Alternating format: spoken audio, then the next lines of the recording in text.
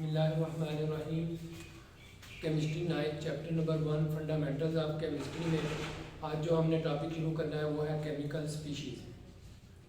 Chemical species ion भी हो सकते हैं और ये मॉलिक्यूलर आयन भी हो सकते हैं और फ्री रेडिकल्स भी हो सकते हैं और न्यूट्रल मॉलिक्यूल्स भी हो सकते हैं। तो हम सबसे पहले डिस्कस करेंगे आयन को कि आयन क्या चीज़ होते हैं और उसकी टाइप्स पढ़ेंगे। तो आयन के कंसेप्ट को समझने के लिए हमें पहले चार्ज का कंसेप्ट समझना ज़रूरी है। तो हम पहले चार्ज को देखते हैं कि चार्ज क्या चीज़ है। Charge property of an object due to which it either attract or repel any other object.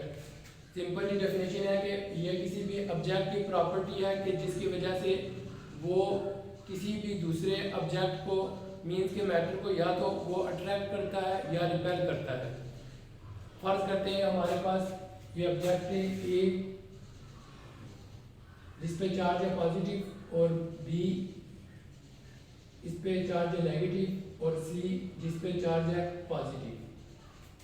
तो अब ये ए के ऊपर जो चार्ज है ये ए की प्रॉपर्टी है, ए एक ऑब्जेक्ट है तो ए के ऊपर जो चार्ज है ये इसकी ये प्रॉपर्टी है जिसकी वजह से ये बी चार्ज मीन्स के किसी भी दूसरे चार्ज को या तो अपनी तरफ अट्रैक्ट करेगा या अपने से दूर रिपेल करेगा। और इसी तरह ए के ऊपर जो चार्ज पॉजिटिव है ये ए की प्रॉपर्टी है कि इसकी वजह से ये सी ऑब्जेक्ट को या तो अपनी तरफ अट्रैक्ट करेगा या अपने से दूर रिपेल करेगा। तो हमने ये कंसेप्ट पढ़ा हुआ है कि सेम चार्जेस हैं जो वो एक दूसरे को रिपेल करते हैं और जो डिफरेंट चार्जेस हैं वो एक दूसरे को रिपेल करते हैं। तो अब ये जो ए के ऊपर चार्ज है पॉजिटिव चार्ज है तो ये बी ऑब्जेक्ट को अपनी तरफ अट्रैक्ट करेगा क्योंकि इनके ऊपर डिफरेंट चार्जेस हैं। इसी तरह अब ए के ऊपर जो चार्ज है ये ए की प्रॉपर्टी है कि इसकी वजह से ये सी ऑब्जेक्ट को क्योंकि इनके ऊपर सेम चार्जेस है ये रिपेल करेगा। इसी तरह सी के ऊपर जो पॉजिटिव चार्ज है ये सी की प्रॉपर्टी है कि इसकी वजह से ये बी को अपनी तरफ अट्रैक्ट करेगा। इसी तरह फर्ज करें कि हम एक और कोई ऑब्जेक्ट ले लेते डी, तो डी के ऊपर नेगेटिव चार्ज है तो अब बी के ऊपर जो नेगेटिव चार्ज है ये बी की प्रॉपर्टी है कि ये डी को अपने से दूर रिपेल करेगा क्योंकि ये सेम चार्जेस है। तो ये था चार्ज का कंसेप्ट। अब हम आते हैं आयन की तरफ। आयन को समझने के लिए पहले चार्ज का कंसेप्ट लेना जरूरी था इसलिए चार्ज को डिस्कस किया। अब आयन को समझते हैं। आयन क्या होते हैं? एन एटम और group of atoms having charge on it. एक एटम या ग्रुप ऑफ एटम जिस पे चार्ज हो, चार्ज पॉजिटिव भी हो सकता है और नेगेटिव भी हो सकता है इसलिए हम पॉजिटिव और नेगेटिव को डिस्कस नहीं करेंगे, वो आगे हम इसकी टाइप्स में डिस्कस करेंगे। हम यहाँ सिंपली लिखेंगे चार्ज। एन एटम और group of atoms having charge on it. या तो सिंगल एटम होगा या ग्रुप ऑफ एटम होगा तो उस पर चार्ज होगा तो उसको हम सिंपली आयन कहेंगे। मीन के सिंगल एटम या ग्रुप ऑफ एटम जिस पे चार्ज हो तो उसको हम आयन कहेंगे। अब हम देखते हैं इसकी टाइप्स। आयन की टाइप्स क्या है? आयन की 2 टाइप्स है। आयन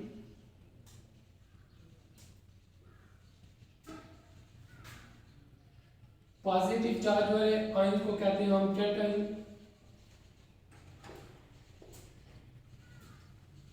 और जिन आयन पे नेगेटिव चार्ज होता है उनको हम कहते हैं एन आयन।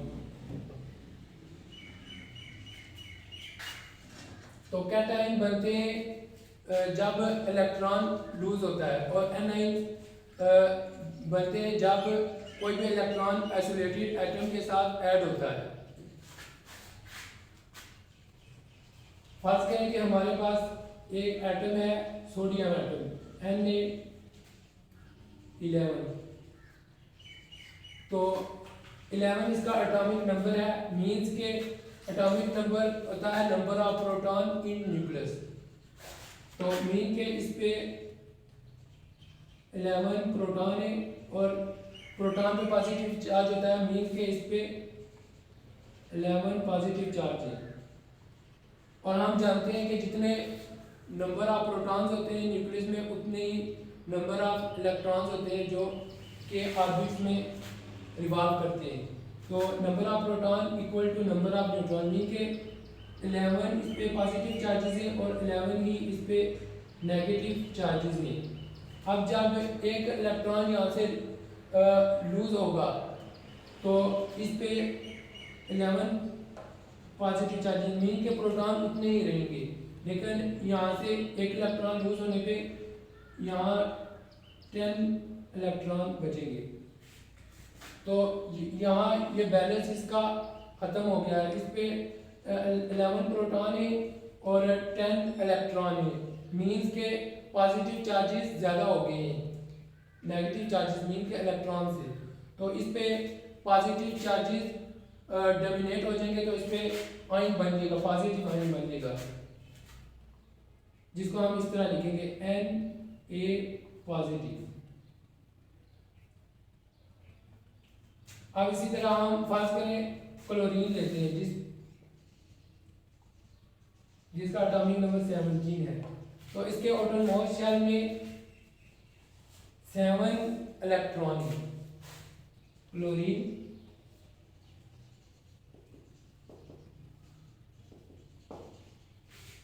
सेवन इलेक्ट्रॉन है। अब जब ये इसमें कोई इलेक्ट्रॉन ऐड होगा तो इसका ऑक्टेट मुकम्मल होगा। तो इसमें नंबर ऑफ प्रोटॉन थे 17, नंबर ऑफ प्रोटॉन जो कि इक्वल होते हैं नंबर ऑफ इलेक्ट्रॉन के, इसमें 17 ही इलेक्ट्रॉन है। प्रोटॉन पे पॉजिटिव चार्ज होता है, मीन्स के 17 पॉजिटिव इक्वल टू 17 नेगेटिव। यहाँ ये क्लोरीन का एटम बैलेंस है, इस पे 17 ही प्रोटॉन है और 17 ही इलेक्ट्रॉन है। जब ये इसमें इलेक्ट्रॉन एक ऐड होगा 17 पॉजिटिव इलेक्ट्रॉन जब ऐड होगा तो इस पे नेगेटिव चार्जेस 18 हो जाएंगे। तो इस सूरत में इसका बैलेंस अब नहीं रहा, अब इसमें नेगेटिव चार्जेस पॉजिटिव चार्जेस से ज़्यादा हो गए, तो इस पे नेगेटिव आयन बन जाएगा,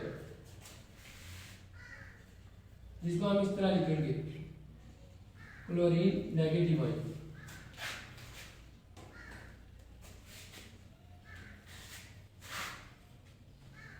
अब हम देखते हैं कि आयन किस तरह बढ़ते हैं। फर्ज करें कि हमारे पास है एक हाइड्रोजन, तो इससे एक इलेक्ट्रॉन लूज किया है, तो इस पे पॉजिटिव आयन बन गया है। हाइड्रोजन ने एक इलेक्ट्रॉन, ये न्यूट्रल एटम था, neutral atom,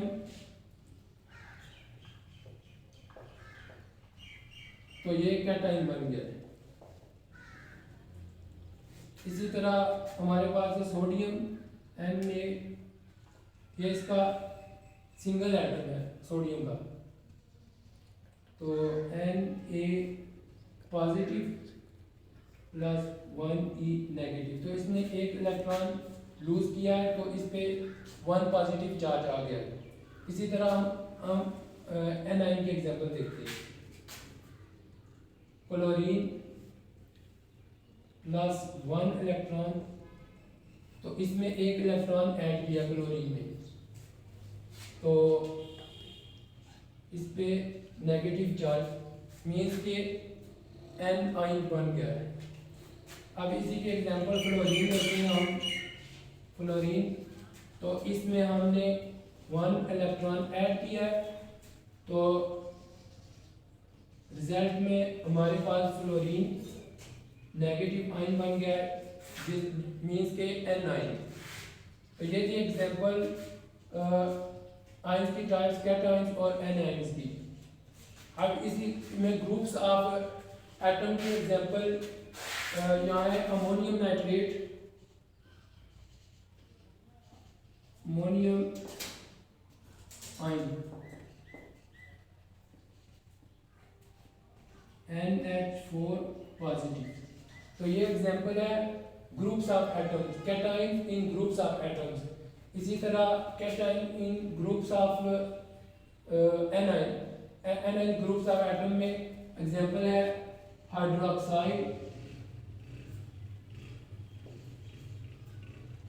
hydroxide ion OH negative. तो ये थी एग्जांपल ग्रुप्स ऑफ एटम्स की, क्योंकि हमने डेफिनेशन में ये पढ़ा है कि एन एटम और ग्रुप ऑफ एटम। ये एटम सिंगल एटम भी हो सकता है या ग्रुप ऑफ एटम, मीन के 2 और 3 या ज़्यादा इसमें एटम भी हो सकते हैं। तो इसमें हमने डिस्कस कर लिया है सिंगल एटम्स को भी और ग्रुप्स ऑफ एटम्स को भी।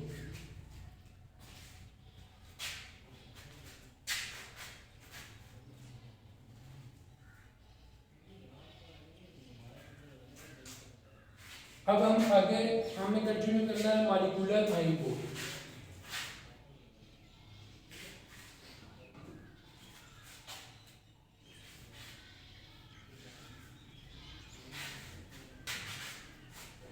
मॉलिक्यूलर आयन क्या चीज है?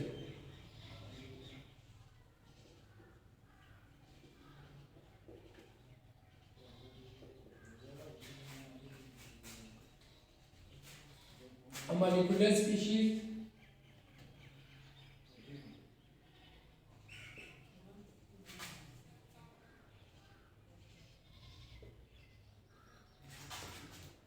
having positive or negative charge on it। कोई भी मॉलिक्यूलर स्पीशीज जिस पे या तो पॉजिटिव चार्ज हो या नेगेटिव चार्ज हो, तो उसको हम कहते हैं molecular ion. For example CO positive, N2 positive etcetera. तो ये एग्जांपल है मॉलिक्यूलर आयंस की।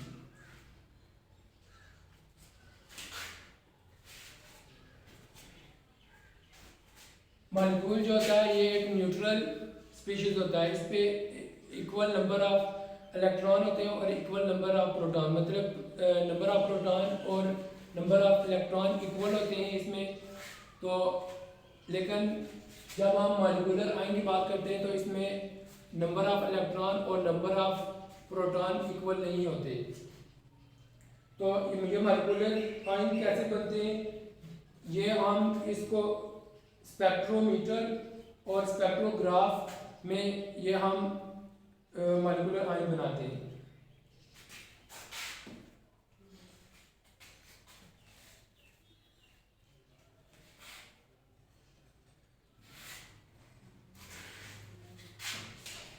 आगे हमारा टॉपिक है फ्री रेडिकल।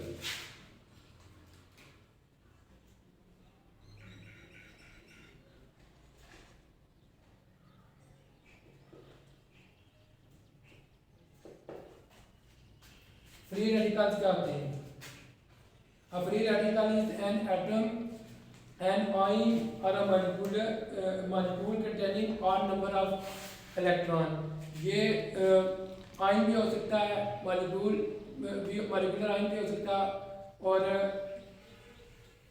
एटम भी हो सकता है जिसपे equal odd number of electron हो जिसमें, तो उसको हम कहते हैं फ्री रेडिकल्स।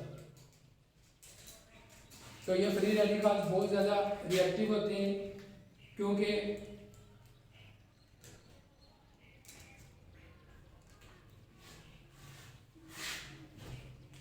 बस